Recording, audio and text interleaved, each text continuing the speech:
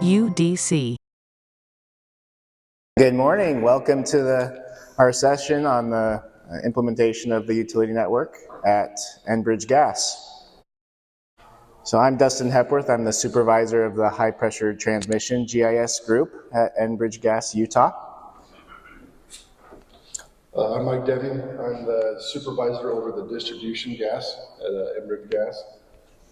And I'm Tyler Melso, Senior GIS Analyst with UDC, and we partnered with Enbridge to help them on their journey to the utility network. And I also want to just thank Frank Orr really quick for also his support in helping us get ready for this presentation. And we'll be talking about how we brought our distribution GIS and transmission GIS together using one utility network model and in the same network. So about Enbridge.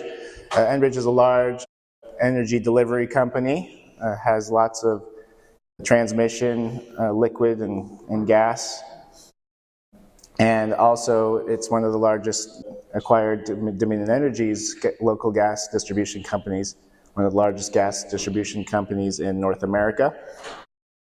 Enbridge, the goal is to be the first choice for energy delivery in North America and beyond. We'll only be talking about Enbridge Gas, Utah, Wyoming, and Idaho today. So yeah, we have a little over 1.2 million customers, and you can see our mileage of pipe that was part of this project. And here's just a brief overview of UDC, some of the services we provide, as well as some of the accolades we've earned over the past few years. And I'm proud to say we have a new accolade we can add to that, winning an integration award here at the conference this week. So, woohoo! We've been privately owned and operated since 2005, putting a focus on customer success, helping understand their business needs, and helping them realize the full potential of their technology investments. Okay, so a little background on our project. We had a couple main objectives for our project. The first one we wanted to do was bring both our transmission, or we call it HGIS, and our distribution ArcGIS databases together into one shared utility network.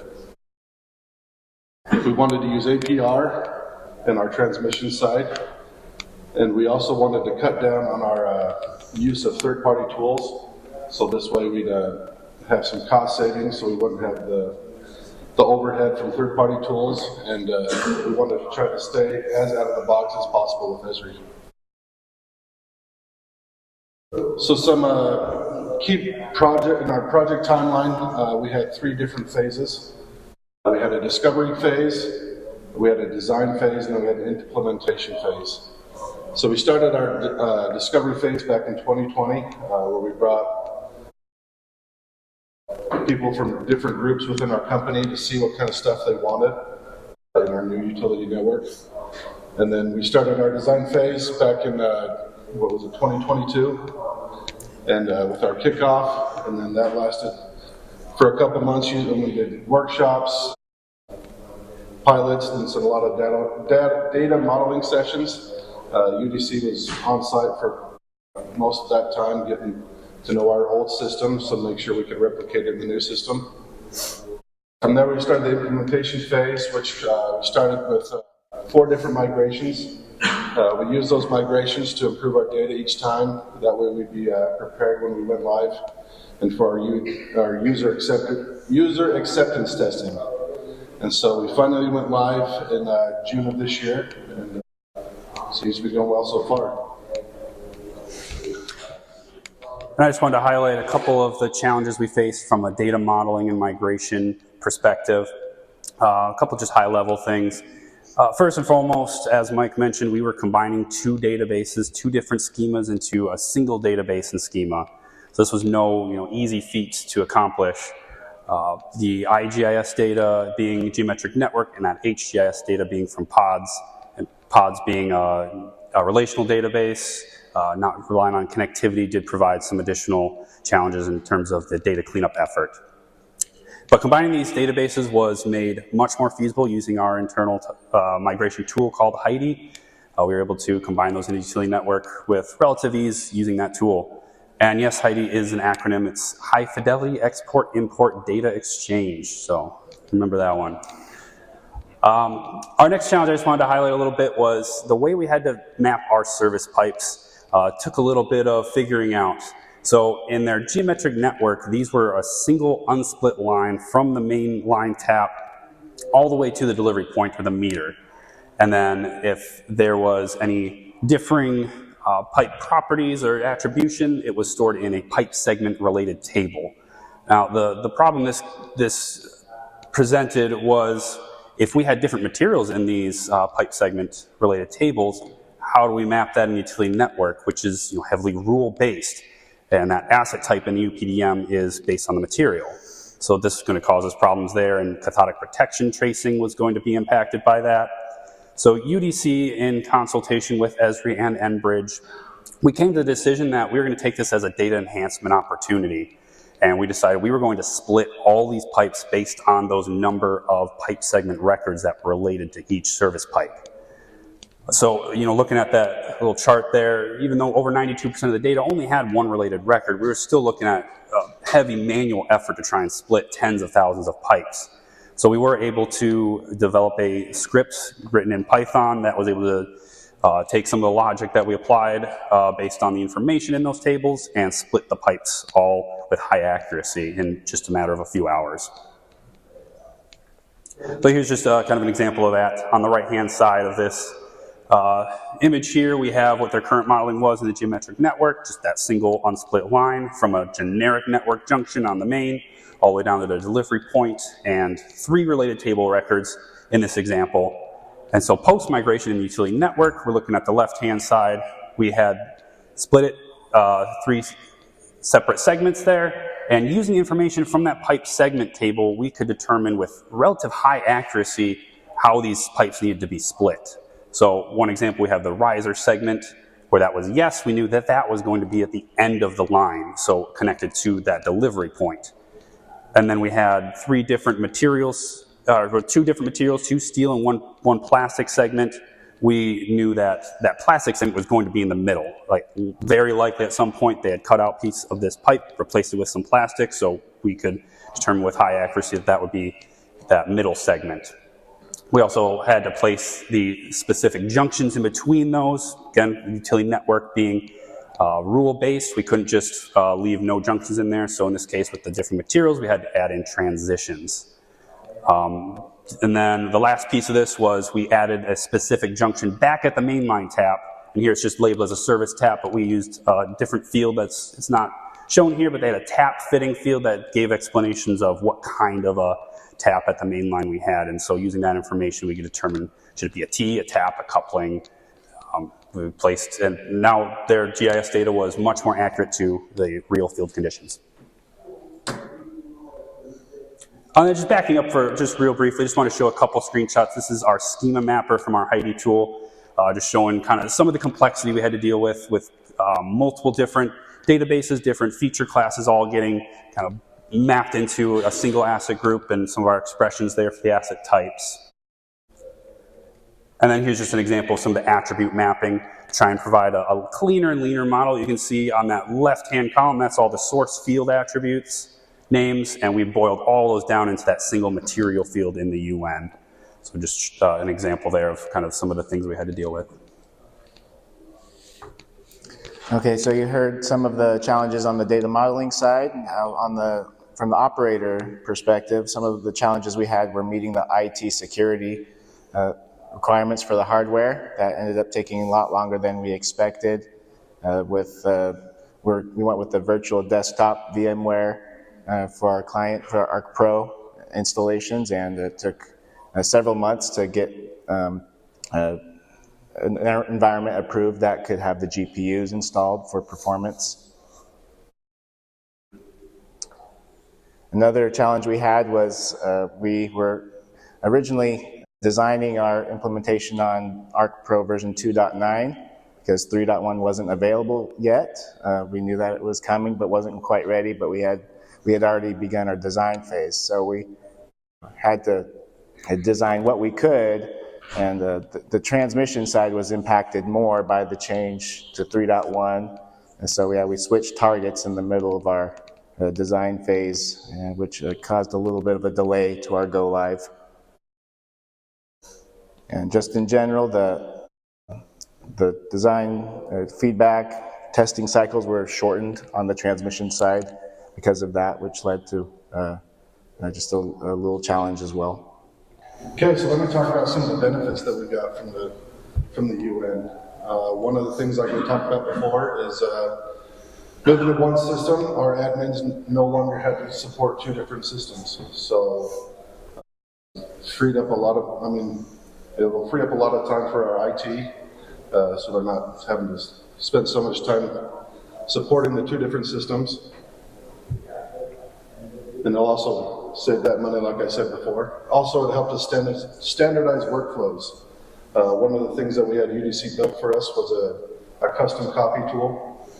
So now we can use our GPS that's collected out in the field, and we can just copy those features right into the map. And we also have that for our transmission side as well now. It also helped us improve reporting. Before we used to have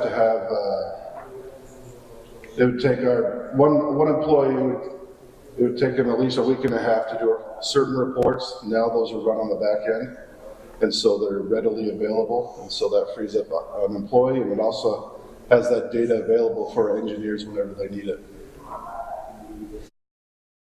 The tracing capabilities in the utility network were a great enhancement as well over what the geometric network could provide, and now being able to trace on the high pressure side is something that they could do, whereas it wasn't really possible before.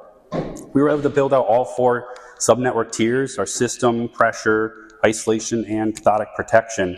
There was a little bit of pre-migration work we had to do to allow the tracing to continue from high pressure into the distribution. They had a gap in their data between that HGIS and IGIS data. So Enbridge did a little bit of digitizing with the assistance of UDC, and we added in those features. So on the right image there, between kind of those thicker transmission pipes and the thinner distribution pipes, we had them add in station piping, custody transfer meters, and the regulators. Those latter 2 features acted as those subnetwork controllers for system and pressure subnetworks. And then looking at the other image there, it is an example of the isolation subnetworks we were able to build, each color differentiating a different subnetwork, and those pink valves are those isolation valves that were the subnetwork controllers for the isolation subnetworks. Now, in their previous geometric network, they were maintaining isolation zones with a polygon feature class. So as things were being changed and updated in their data, they would have to adjust these polygons. Now with the utility network and an overnight process to update those subnetworks, that eliminates the need to do this manual effort. Yeah, so get into a bit about the lessons learned. So on the transmission side, one lesson we learned was that there are some workflows that are really simple and straightforward in the pods environment that due to the long routes, long center lines we used in pods, migrating to the utility network and using the pipeline line as a center line and having much more segmented routes created problems for some of our workflows. So we could have done more, gone into more detail with requirement gathering at the beginning, just not understanding that a very straightforward, very simple cutout replacement in pods, the way that we wanted to map that turned out to be much more complex in APR, so that was an impact. And then we also learned, and our plan was kind of validated, that we knew we needed to have a good data model, a good base of our database, needed to have our data in a state of cleanliness that would allow the transition to occur smoothly with the conflation and projects we've done over the years, and just having some contingency plans for even additional data cleanup. Like Tyler mentioned, connecting the transmission and distribution pipes together at those regulator stations, and in addition to other data cleanup activities that might come up, would be very helpful. And early on, we did establish some weekly calls with both of the GIS teams. Mainly early on in the project, this was just a chance for us to ask questions on our data modeling, so we understood all their data, knowing what all their feature classes were representing, knowing what all the attribution stood for, so we could properly map that. As the project progressed, we kept these calls throughout the whole project, and they kind of shifted more towards Enbridge providing UDC feedback on our migration cycles we were providing them, as well as like just asking questions about utility network and things that we were mapping. This was so pivotal, having both teams in the same kind of virtual room every week. So if there was a change we wanted to make, maybe the IGS said, we want to change the data type of this field. Well, now being in one database, this was going to impact those high pressure folks because they're using the same data, they're using the same fields. So having them both in the same room, we could come to a decision on, what's the way we want to do this? Does this work for you if we change this way? And we can make a decision right then and there in that meeting, document that decision, and move on, rather than having separate meetings where we'd have to, okay, we got to check with the other GIS folks on that, and having days, if not weeks, of back and forth going on before we could come to a good decision. So that saved us a lot of time in the long run, I think. And just the opportunity to meet with these guys every week, we built a great relationship, and seeing Dustin and Mike here at the conference felt like meeting old friends as opposed to meeting partners. So it was just a great benefit that maybe was unexpected, but it was awesome.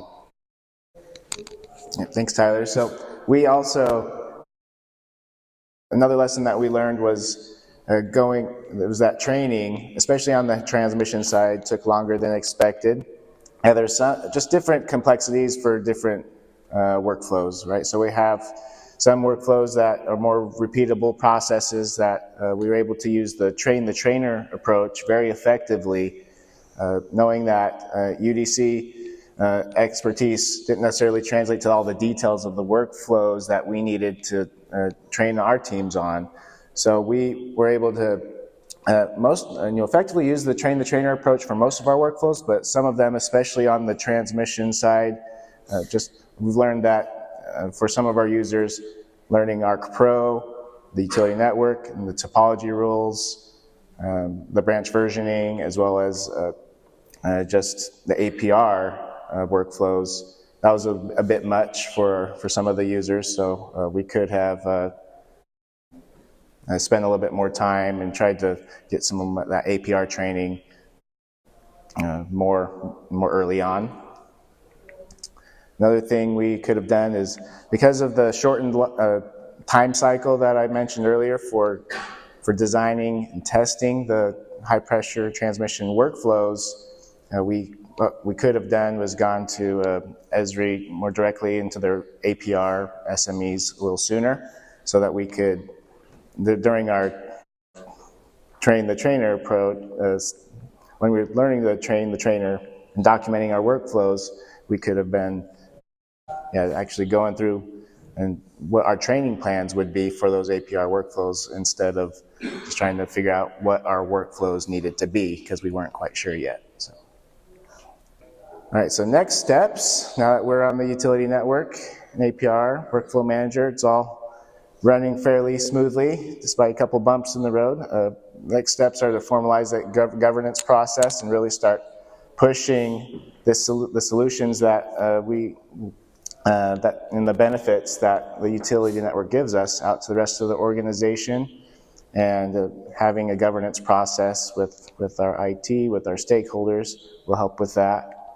We're going to start on our DIMP modeling here really soon, and TIMP following that. So we were actually fortunate we were able to use kind of a Band-Aid approach for our risk for the purposes of this project, and able to separate out all of the risk and integrity work that is so important to what we do, is supporting those teams, but we were able to kind of kick that can down the road and do the risk separately and all of the integrity tools separately. So we'll start those soon.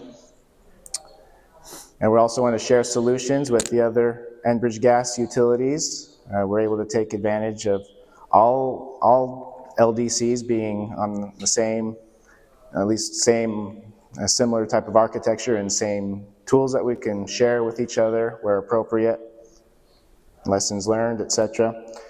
We also are going to be deploying a field viewer soon, consuming our new utility network data.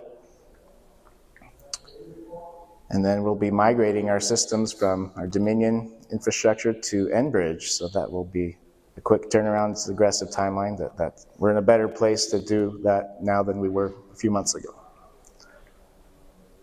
And then finally, we are looking forward to implementing a GPS as-built or digital as-builting solution for high pressure and transmission. Thank you very much.